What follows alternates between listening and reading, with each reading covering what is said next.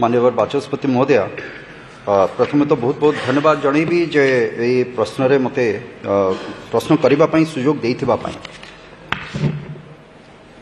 जो कथा गुड़िक अनेक ये प्रसंग तो बहुत संवेदनशील प्रसंग, ता सहित अनेक अनुभवी विधायक जहाँ पर प्रश्न उठेइचंती। कथा होची कुछ तो लोग कहेंगे लोगों का काम है कहना, यह तो प्रथम कथा। तेणुकरी ड्रॉप आउट रेट अपेक्षा किछि एमती उपलब्धि जोटा कि मोर निर्वाचन मंडली मोरी कुकुड़ाखंडी ब्लॉक जो थे आपण भी से जगार सिहला पंचायत रू आपण आसंती से जगार, तो से जगार किछि आंकड़ा मु देबी जे ये 2024 कथा नुहे, 2025 परर कथा। 2025 एप्रिल पर ठारू किछि सेमती आसो स्कूल जिबा।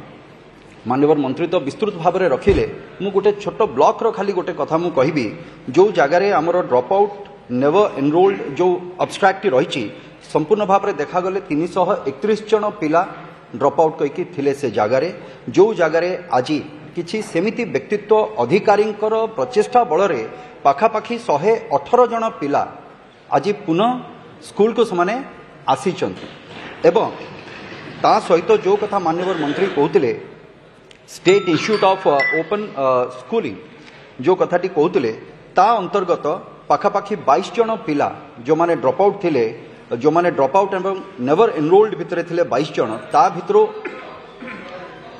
करुची आज्ञा करुची तार बैकग्राउंड नदेले मु आपन सहित कथा होनी, तो ता भितरो पाखापाखि 15 जन पिला जो माने कि आजिका दिन रे जोग देइचंती पुणी आउथरे।